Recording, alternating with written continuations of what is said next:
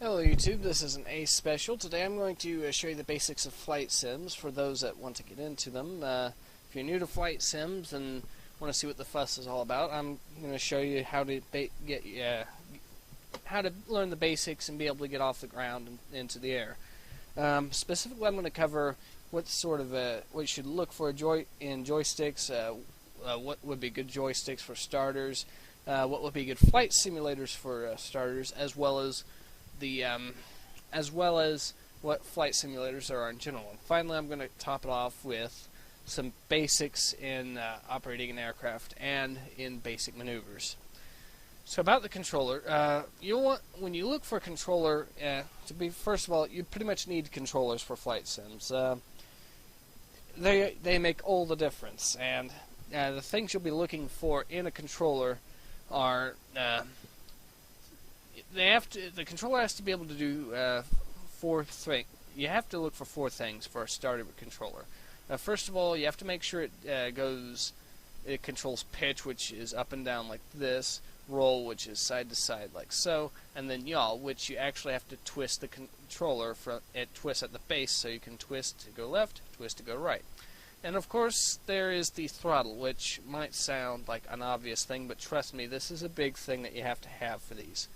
Now, the controller I'm showing here is the one I'm actually using. It's a Logitech Extreme 3D Pro.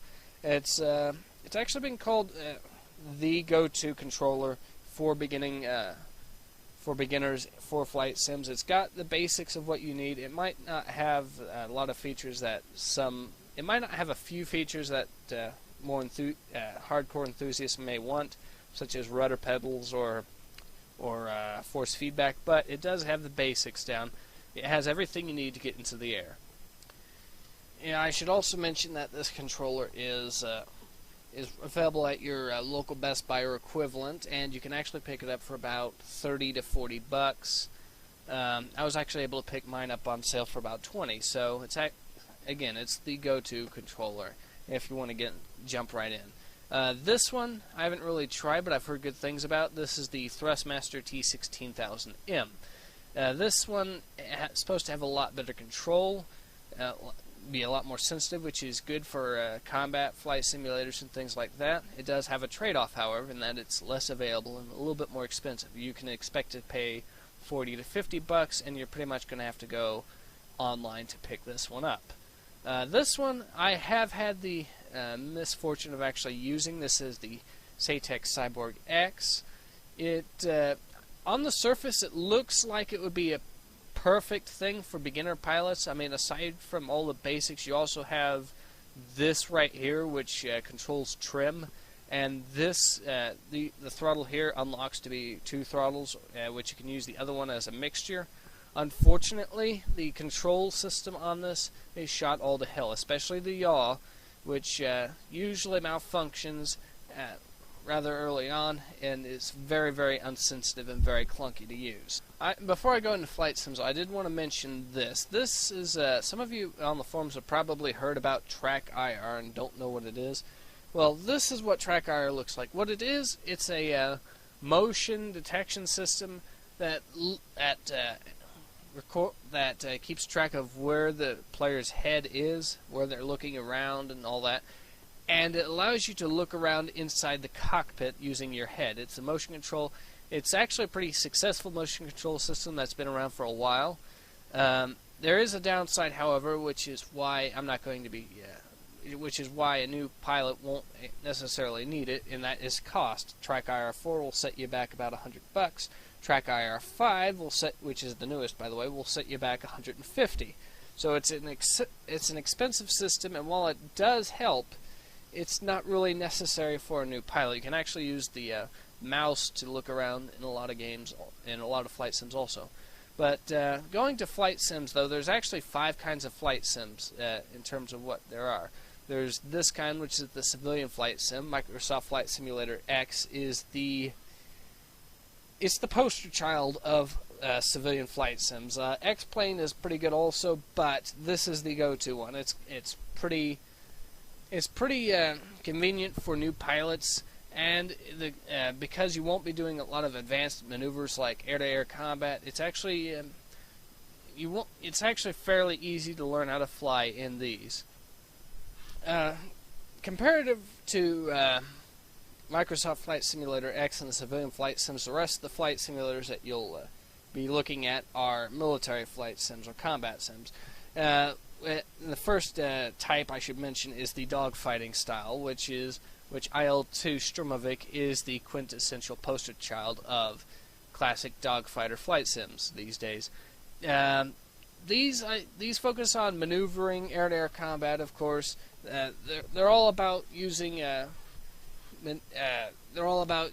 specific techniques and using gunnery to down your enemy airplanes and stuff like that. The time period that you'll be focused on with these spans from World War I up to the Korean conflict, so 1910s to 1950s. These are relatively... what I'll have to say about these is that the controls on these types of flight sims are usually simpler than, say, more modern stuff. In Rise of Flight, for example, you don't even have to worry about flaps or landing gear because, well, World War I, they didn't really use retractable landing gear or flaps for that matter, so there you go. On the other hand, actually flying the aircraft tends to be a lot more difficult, and as a rule of thumb, the further back in time you go for flight sims, the more difficult the aircraft become to actually fly, but the simpler the controls become. And vice versa, the more modern you go, the more complicated the controls are, but the easier the aircraft themselves become to fly. Moving on from dogfight era flight sims, I'm going to show you the next era, which is modern era flight sims, and this is Strike Fighters to Israel specifically. These games focus on locking on to your target and stuff like that. The problem is that the controls tend to be a lot more complex and difficult. Of course, you're going to have to worry about stuff like flares, chafes. You're going to have to worry about locking on and stuff like that, which is not stuff that you'd have to be worried about in a World War II flight sim, for example. That said, actually flying the aircraft tends to be a little bit easier. And what would be a good starter for this era of game? Well, Strike Fighters to Israel is the Strike Fighter series in general. It's a fairly respectable one. You have to make sure which version you get because one version is compatible with XP and older, the other version is compatible with Vista and newer. So you have to worry about that. But it's a fairly simple flight sim compared to others of this type, and you should be able to jump in reasonably well. Now that I talked about modern era flight sims, I'm going to actually talk about the fourth type of flight sim, which is actually the space sim. The X games are the go-to series for space sims. What I'll have to say about these is that actually flying the spaceship is actually going to be the easiest you're ever going to see, because you don't even have to worry about wind resistance or gravity. And a lot of times things like landing, that you have auto landing feature on these, so it's actually fairly easy to jump into these from the actually flying it standpoint. From the standpoint of controls, they're actually going to be fairly complex. So it's not going to be. There are some modern era flight sims that are actually more complex, by far more complex than, say, an X game like, say, the DCS World Series games. Those are exceedingly complex. They're more complex than these. Those are actually converted military sims for civilian consumption. So they're going to be a lot more complex than these. And also the fact that these had to be thought up rather than actually taken off realistic design means that, of course, they're going to be a little bit more simpler in some aspects. But you're going to be focused on different stuff. You're going to be focused on energy management, diverting energy from power to shields to from engine power to shields to weapons in a lot of these games. Other space sims that you'll note that are of note are the Wing Commander series, the Free Space series, and the Star Wars X-Wing series. Not the Rogue Squadron series, I mean the X-Wing series. It's a completely different series. I should mention about the X games themselves, which are not Star Wars. They're actually a completely different series on their own. They're actually a sandbox game. they focus on they're completely open world sandbox. It's not Grand Theft Auto 4 is more structured and more, you might even argue, more linear than these. These are, think Mountain Blade level of freedom here, because they're actually going to probably be a little intimidating for new pilots because of how little direction you're actually given in these games a lot of times. It's a completely choose-your-own-path game. Now, the last sort of flight sim that I'll mention is the helicopter sim. Jane's Longbow 2 used to be the poster child for these, but now it's DCS Black Shark 2. These games are focused on helicopters, which are, of course, perform the ground attack role. The controls tend to be complex. They can be. They run the gamut depending on which game you're talking about specifically. Of course, all the sims do, but these also tend to be more difficult for if you're used to fixed wing aircraft or basically any other flight sim that I've spoken of before. You're going to find these probably a little bit difficult to get into in actually flying the helicopter because of how they work. You've got to focus on things like torque rather than yaw, and trust me, it's just a little bit more difficult. You have to get the hang of these things, trust me. Now, moving on to what sort of flight sim you should try jumping into, I will say that there's or how to jump into a flight sim, there's actually 4 ways I can think of to do it. The first is to find a flight sim that's a little bit less realistic. The physics are a little bit easier to jump, are a little bit simpler, and it's therefore easier to jump into. Example for helicopter sims, well, I've tried a little bit of Comanche 4. What I can say is that if you're used to games like Black Shark 2, you're going to find it exceedingly arcade. If, however, you're a completely newcomer and you want to learn the basics, it's actually a reasonable. It's a reasonable starter sim. Let's just say it's not really much of a sim, but it is a reasonable starter game. It'll get you jumped into it. You can pick it up on Steam for $4, or no, $10. It's a dated game, but it might do the trick. Another option would be to start with an older sim.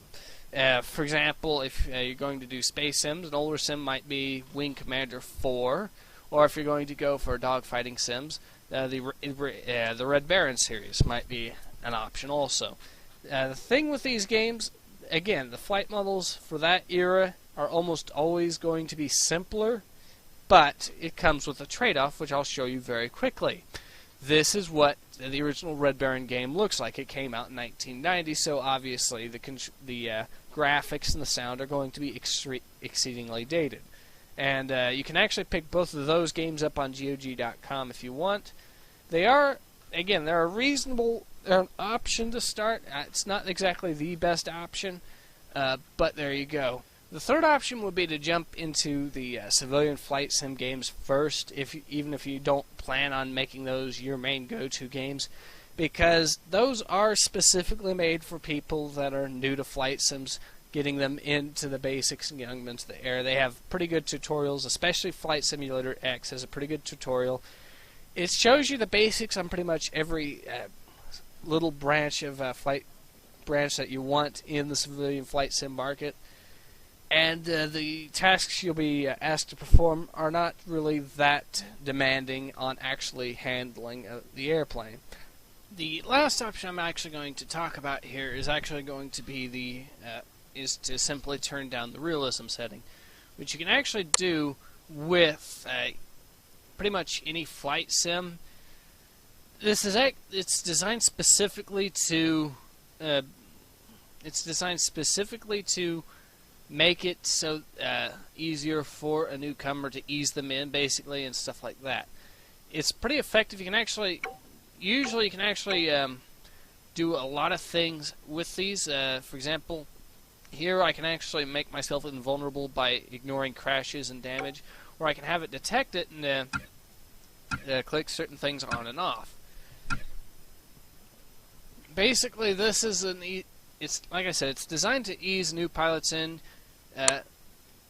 Now, there is a varying level to which a lot of flight sims go with these, but again, it is an option for you guys to use, and it's a pretty useful option, especially if you want to go into a flight sim like, say, Rise of Flight, which is free to play. It does have a fairly decent amount of realism settings you can adjust, and you're pretty much going to need to adjust those settings because flying actual aircraft in Rise of Flight on max settings is not something for a new pilot. You need a lot. You usually need a fair amount of experience to jump into those. Also, I know. Speaking of Rise of Flight, I know some of you guys may have noticed that DCS World, the base DCS World itself, is free on Steam. Unfortunately, I have to tell you to avoid that because the controls are just so complex that a newcomer to flight sims, it's going to put off a lot of newcomers to flight sims if you try jumping into that. So avoid DCS World if you're new to flight sims. Okay, so we're here now. I'm actually in an aircraft here. I'm going to show you how to take off, and I'm going to show you how some basic maneuvers if I can here. The game I'm using is Microsoft Flight Simulator X. I'm actually using an airfield from my hometown, which you can actually do. So let's get it started up. Here's the throttle, by the way. Make sure, yep, all the controls seem to be working. Alright, let's put the mixture to full and turn the key on. Alright, now what you're going to want to do in this case is lower the flaps to take off.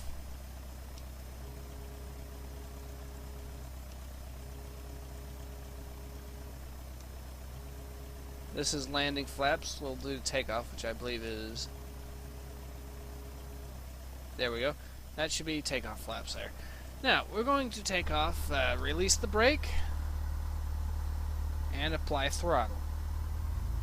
Torque is going to want to steer you off to one side or another. Usually, so you're going to have to use the yaw to account for that, which I'm doing now. Look at the airspeed there. Once it's in the green, it's safe to take off. I'm already on the green now, so I'm safe to take off, but I'm going to get a little bit more airspeed before actually doing it. Pull back gently like that, and we are airborne.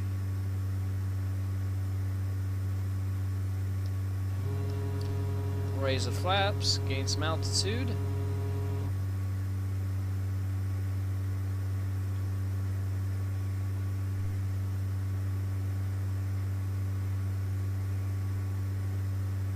Yeah, that's the thing about Microsoft Flight Simulator X also. It actually has about 22,000 airfields registered from the various parts of the world that you can actually take off and land from.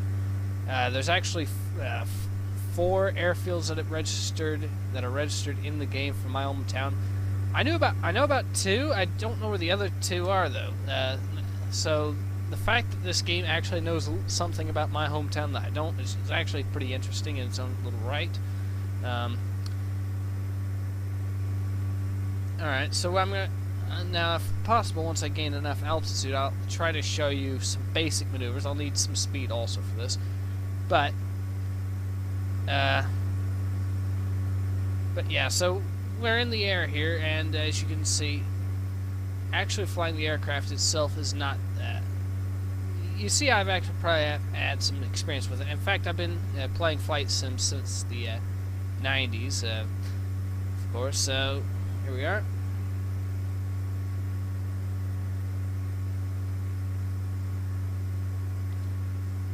Right, we're at 200 feet. That's still very shallow to try maneuvers, but I can try, I think, a split S. I can show you guys what a split S looks like. This is actually a combat maneuver that you're going to be, you'd better learn if you're going to be playing flight sims.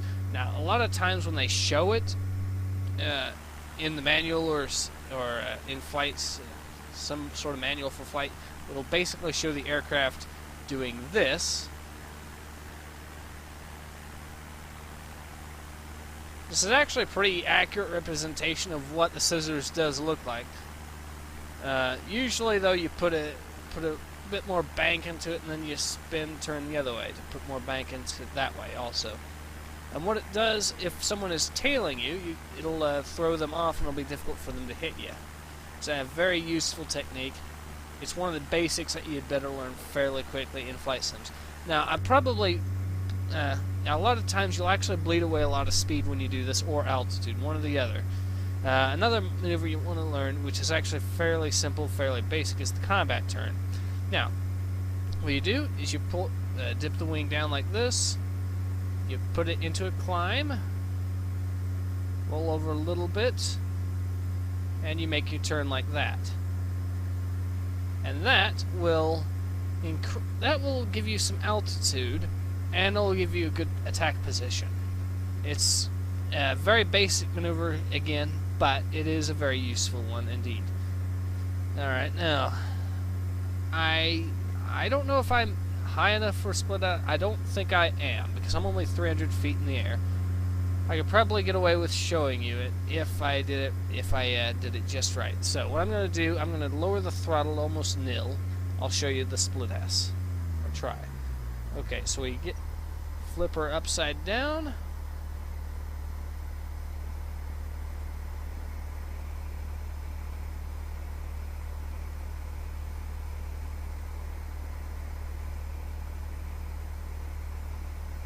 And like that. That's the split S, ladies and gents. I was actually able to pull it off. I'm actually surprised. Because that's a very low altitude to be doing that. Alright, now, let's find the airfield. There's one, I think. So, we're going to try to land this plane. Oh, that sounds difficult, right? Well, that sounds easy, right? No, actually, landing is usually one of the more difficult parts in the flight sim moment. So, let's get to a good position. Finding a good spot to actually take off and land or getting into good position to actually land is an important thing here. So let's see. There we go. There it is.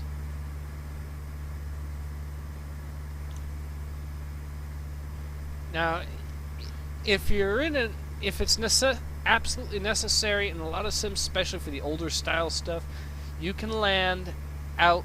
If you're really good at it, you can land outside of the airfield in a lot of cases. It is, however, well, it is a little bit frowned upon, I suppose, but if you're in, say, a combat sim like IL-2 and you've had the part of your wing shot off, or your ailerons are no longer working, and you decide to do a belly-up landing or something like that, you can do that.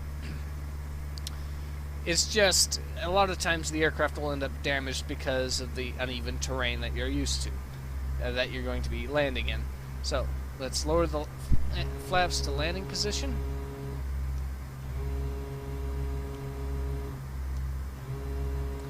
Which is the maximum setting. Lowering the flaps, what it'll do is it'll increase both lift and drag, which means the aircraft will be flying slower, but it'll be able to stay aloft at lower speeds as well, which is a pretty good thing for trying to take off and land from an airfield. It also has a habit of trying to I'm gonna increase speed here. It also has the habit of trying to point your nose up, though, too, which if you're using a tail sitter aircraft, it'll be a little bit of an advantage, but again, well, a lot of times you're going to end up fighting the controls a little bit. And that's the thing about a flight sim, is you have to learn how to control the aircraft just right. Smooth and gentle motions. That is how you get the job done. So we're going to be landing here soon. Airstrip is fairly narrow, but I should be able to get into a good position easily enough. So turn a little bit over here, and that'll do.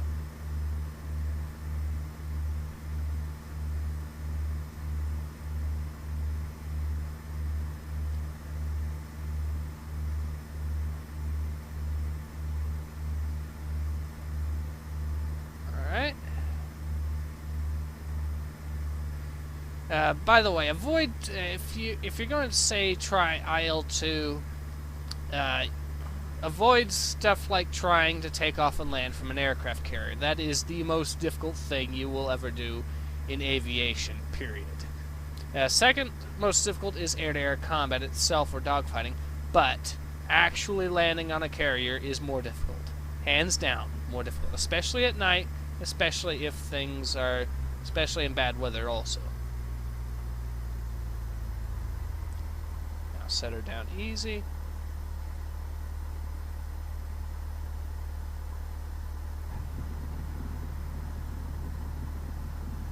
Not the easiest landing in the world, but a serviceable one, to say the least. Anyways, so we're going to apply the brakes here. By the way, be very careful on applying the brakes on older style aircraft, especially in IL-2, because a lot of the aircraft are front heavy, and by the tail sitter design, there's nothing to really stop them from flipping over the front and flipping upside down. And also the aircraft in Rise of Flight, being biplanes, are going to be especially front heavy, so if you're going to actually do a crash landing in Rise of Flight, a bit of advice from an actual World War I aviator that I was able to find out from aviators of that era was to actually land on the wing, to slow it and keep your aircraft from flipping upside down. But that's the basics. I'm gonna probably show you some basic air-to-air combat here, and switch over to IL-2 to do that. So, okay, I'm now playing IL-2, 1946 to be precise. I'm flying a German Bf-109. In this, I'm going to show you basically how to start your air-to-air combat training, basically. With IL-2, you pretty much do have to do your own little training stuff to a point. Yeah, I mean, it does have its few training videos. To actually get some practice, you do need to set up your own practice. Unfortunately, that's fairly easy to do in this game. Now, I've decided to use the 109 because it's actually a fairly reasonable aircraft control-wise. It's fairly easy to learn, and it's got a few... I'm using the E model, by the way. It's a fairly reasonable aircraft. There are a few downsides, of course, to it. It has a lack of firepower compared to, I mean, this one, okay, it's got some decent firepower. It's got 250s and 220s, so that's reasonable. But it's also a small aircraft, so there's not very much headroom in real life. And it does have its shortcomings. Also, landing the aircraft is going to be a lot more difficult because it's got narrow landing gear. Alright, so let's try shooting down this plane, shall we? By the way, to start off, you should also start off your opponent to be a rather easy opponent, like a transport plane like this plane right here, which was a Russian, which is a DC-3 being used by the Russians. Or no, not DC-3, C-47.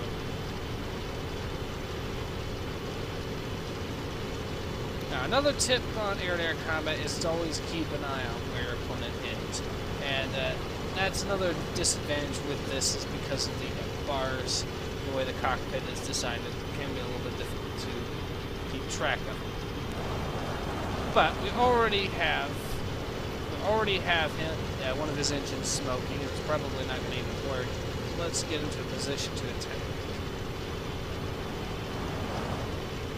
Fire only at close range, by the way, and only when he's in your sights. Use short bursts like that to damage the plane and conserve ammo, because ammo is especially precious in a combat sim. And in this case, be very wary of how much cannon ammunition you have in this plane, because the cannons have very limited ammunition. One tip, a trick that a lot of the old fighter pilots using these learned, using a lot of aircraft equipped with cannons, was to fire the machine guns first, because you have more ammo to judge where the shots will land before you open up with the cannons. It's actually a pretty good tactic. In fact, the game actually, the default controls are set so that when you press the fire trigger, you'll normally only use machine gun ammunition in that case. I've got it set to use both machine gun and cannon ammunition, but if you're playing it for the first time and you want to use both machine gun and cannon, you'll have to set the controls up that way.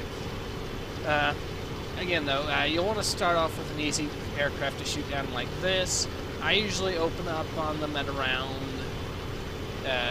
200 to somewhere between 200 and 300 meters. I'm going to start up at close range here. And both engines are smoking, and I've probably shot him down by now. If not, then he's pretty much in a rough spot, if there's ever been one. Yeah, you want to start off with transport planes like the C-47 here, and then move up to bomber aircraft, probably light bomber aircraft that have limited guns, then before moving on to fighter planes. Fighter planes are going to offer you the most challenge. You're going to want to have some experience in gunnery before you even start to shoot them down.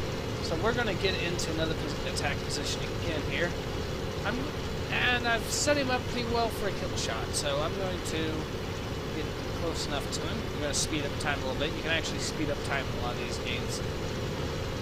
It's a good, easy way to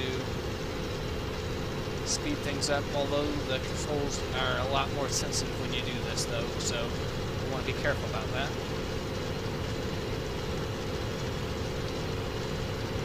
Okay, I'm in a good position. Time to deliver the blow. He's down.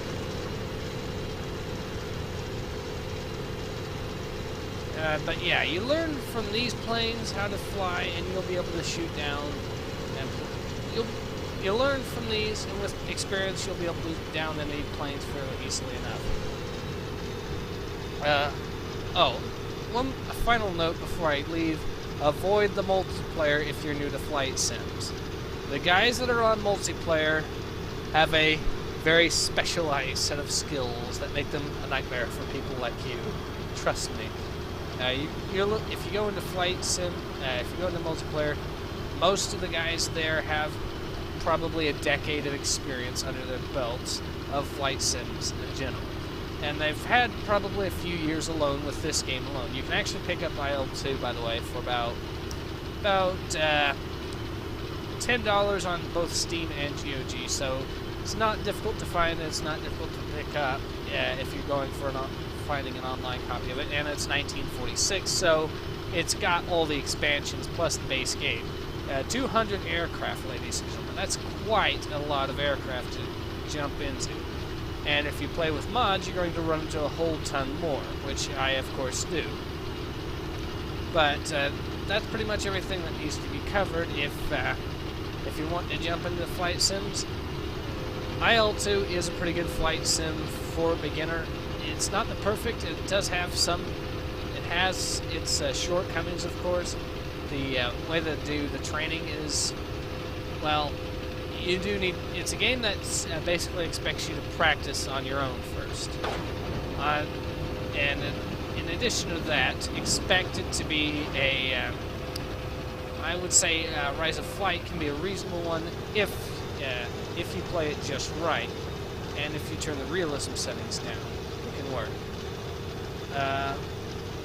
Again, Strike Fighters 2 Israel can work if you know how to play the game. And I just crash landed. And that, ladies and gentlemen, is how to do a crash landing if you need to, but it's a successful one. I just destroyed the gear and damaged the engine. It's, well, damaged the propeller and a little bit of the engine, but nothing else really. So yeah, that's an easy crash landing there, ladies and gentlemen. But okay, I was trying to get to the point. If you want to go into Space Sim, the only real option I would say is to go into the older ones, especially Wing Commander is fairly decent. Wing Commander 4 is fairly decent. You can pick that up on GOG.com. By the way, if you're going for Strike Fighters 2, you have to pretty much pick it up from the developer's website. Google it up. I think they're Third Wire Studios or something like that. And Microsoft Flight Simulator X, also a pretty good one, of course. But that's pretty much all you need to know, ladies and gentlemen. Hopefully you find flight sims interesting and are willing to jump into them. And hopefully my video has taught you all you need to know to jump into them also. This is Ace, and Ace out.